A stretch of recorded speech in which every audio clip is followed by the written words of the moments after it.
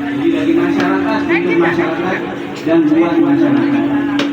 Kegiatan yang aktivitas literasi luar negeri adalah sangat bisa membangkitkan energi yang ada di masyarakat. Oke, tahun Bu, tunjukin Bu.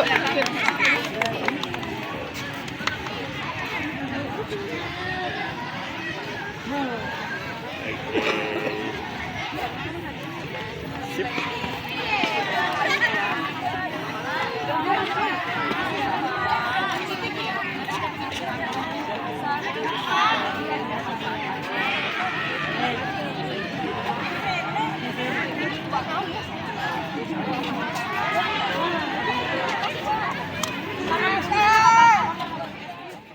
Aku itu anak kita ya, belum tentu itu mungkin jadi mohon maaf, bukan mohon maaf, itu mungkin jadi apa kunci surga kita. Betul gak sih kalau misalnya anak seperti itu mungkin adalah kunci surga kita. Kalau kita sia-siakan kan berarti kita menyia-nyiakan kunci surga. Insya Allah kalau kita sabar, mendidik dan tadi sabar juga melatih dan bisa mandiri, insya Allah kan sudah ada kunci surga. Kenapa? Karena mereka jaminannya sudah surga. Betul gak? Jaminannya mereka sudah surga. Kalau saya misalnya nih, kalau saya lagi enak sesuatu, ingat sesuatu, atau saya dapat rezeki lebih, pasti yang ada di benak saya siapa orang yang paling dekat sama saya, yang saya mau ajak traktir, yang saya mau kasih saya mau beli ini, saya mau beli oleh-oleh, siapa orang yang paling saya dekat? Benar kan? Apalagi ahli surga. Mereka datang ke sini, mereka dihadirkan ke dunia ini mungkin tadi untuk menolong Bapak Ibu sekalian untuk menuju surga. Mungkin ya bahwa alam seperti itu. Itu di situ. Tapi kalau kita sia-siakan kita kehilangan kunci surga. Sedangkan kita hidup tujuan akhirnya apa? Surga. Itu yang tadi saya bilang. Saya bukan tausiah ya, jadi saya jangan ngomongin tausiah. Dari mana apa boleh numpang bertanya sudi kiranya seiring jalan bersama.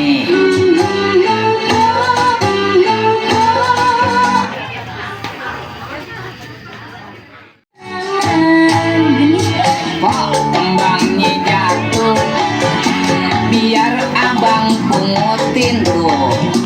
Mpok tampangnya botol, abang yang anterin. Bang di tane, sayang akan nabok. Abang antar ke rumah, babe yang jadi gondok. Pokok saya masih jalan, kagak nanya, bener kok sudah ngomongin.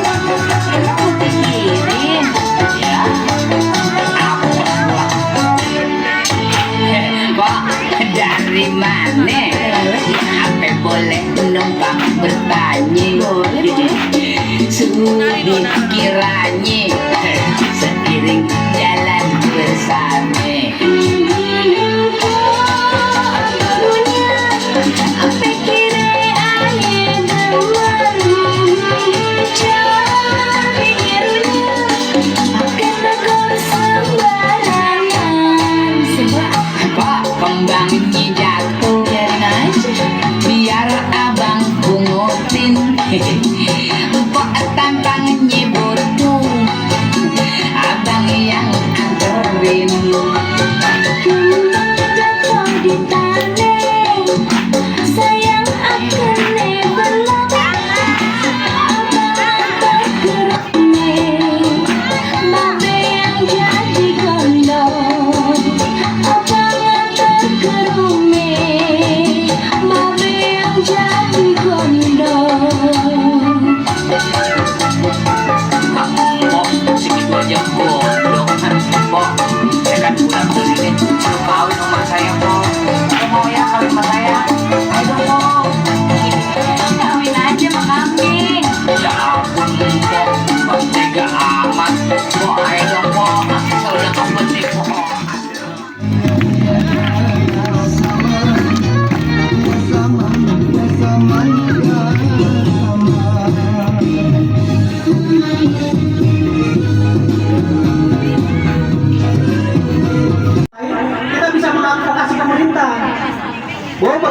ya, mereka ini bisa kerja loh. Bahkan saya lihat sempat ada tuh di postingan Pak di medsos, itu ada kafe yang pekerjaannya itu orang anak-anak disabilitas. Orang disabilitas. Barista ya, ya. Jadi bagaimana itu harus diakomodir dan dijadikan satu kebijakan gitu, supaya mereka bisa tersalurkan tenaga kerjanya. Ya cuman ini sekedar ini aja mungkin sekedar apa ya? Intermezzo lah. Ya jangan kan yang disabilitas bu.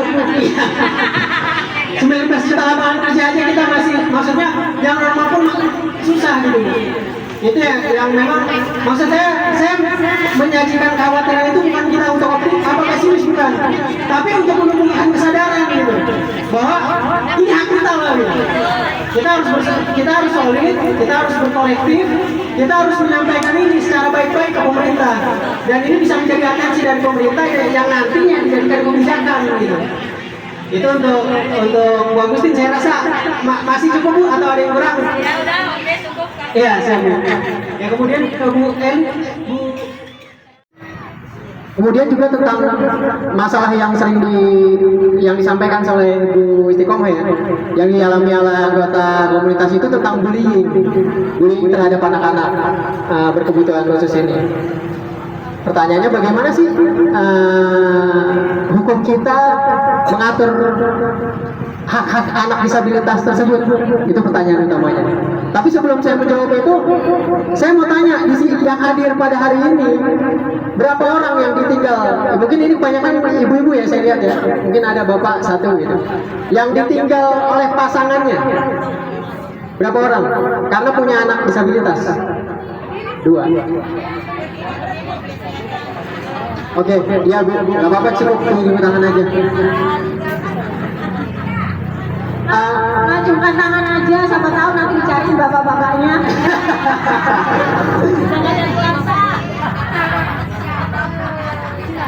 Ya, jadi sebenarnya secara hukum Indonesia itu dengan konstitusi kita Undang-Undang Dasar 1945 pada pasal 28B ayat 2 itu menjamin, negara itu menjamin anak atas kelangsungan hidupnya, tumbuh kembangnya, serta perlindungan atas kekerasan dan jaminan hidupnya. Iya, itu kita ngomongin dulu, harusnya dulu Bu. Nanti kita ada tentang kenyataannya gimana. Apalagi saya sebagai praktisi hukum ya, saya juga sering mendampingi kasus hukum, dan saya juga bakal mungkin buka sedikit bagaimana kualitas penegakan hukum kita sekarang gitu. Jadi dari undang-undang dasar tadi, akhirnya diturunkan lagi ada beberapa undang-undang yang memang di situ isinya tentang bagaimana anak itu seharusnya dilindungi gitu, atau hak-hak anak. Ada undang-undang perkawinan Bu, ini yang salah satu yang paling tua, nomor 1 tahun 74. Itu bisa dibaca di pasal 45-nya, bahwa kedua orang tua itu wajib untuk mengasuh, mendidik, kemudian memelihara, menafkahi anak-anaknya. Itu 4 hak itu keduanya. Makanya kalau ditanya tentang bagaimana hukumnya kalau ada orang tua menelantarkan anaknya, itu bisa dipidana. Kok kembangnya jatuh, biar abang pungutin tuh. Mpok tampangnya botol, abang yang anterin.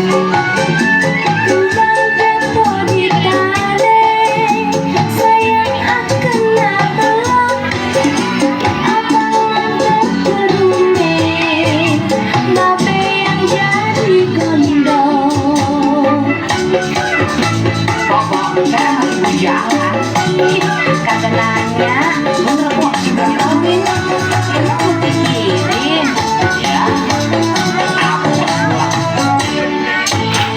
Kok dari mana? Apa boleh numpang bertanya? Sudah kiranya seiring jalan bersama.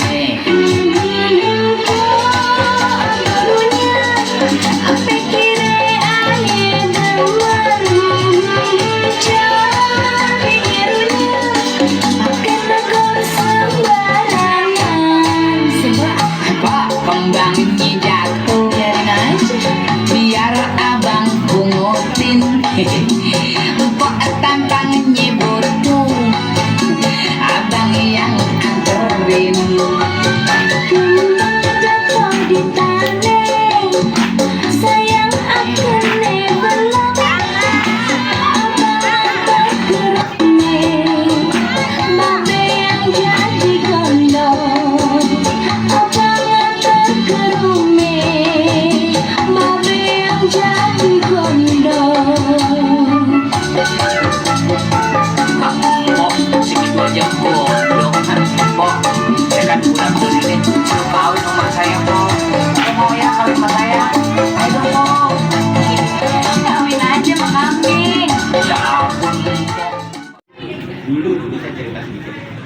Jakarta ini saya dulu tidak apa ya, tidak, kalau ngomong saya dulu lah kecilnya di Jakarta, terus besar di Jakarta, terus kuliah, dan saya bilang saya tidak mau kerja di Jakarta.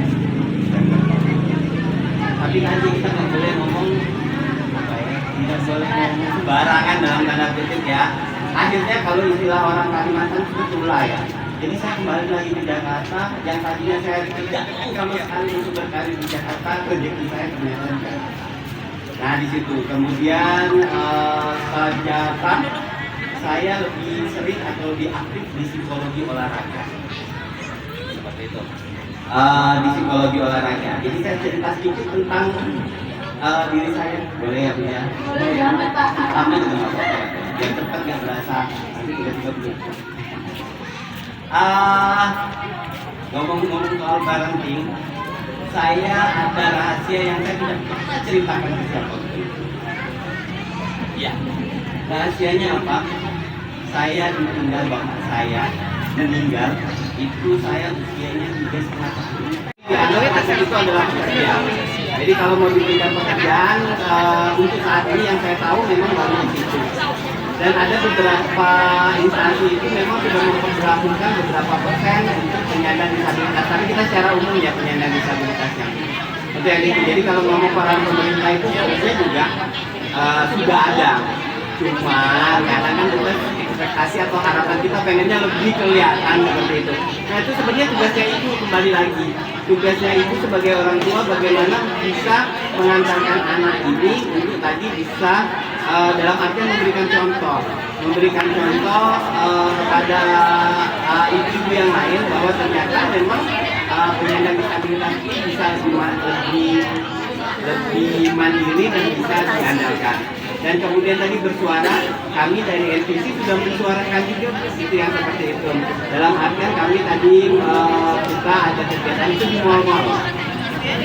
Termasuk saya sekarang adalah salah satunya untuk memperkenalkan kepada para orang tua yang memiliki anak disabilitas itu bahwa bisa juga berkarir di bidang olahraga seperti itu. Itu yang di situ.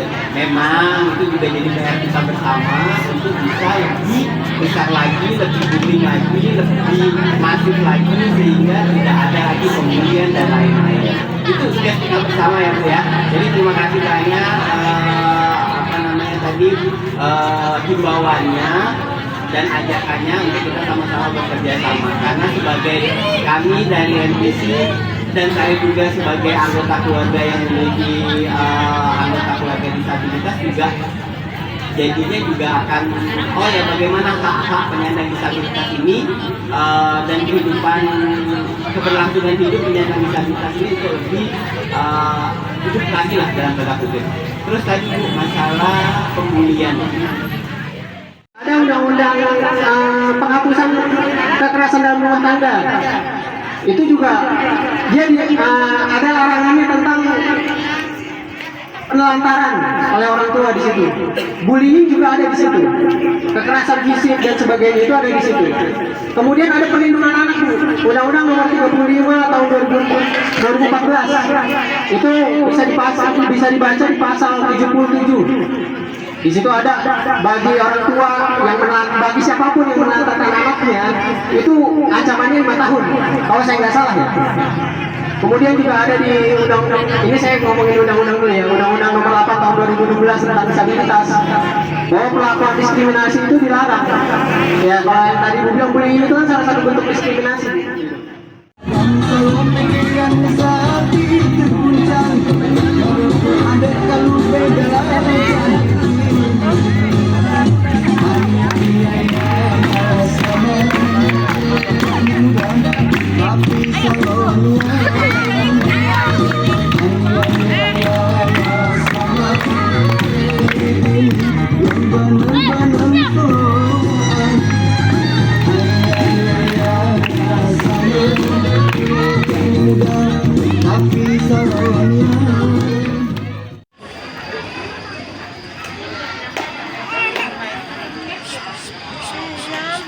Tuh, nari tuh dek, nari tuh.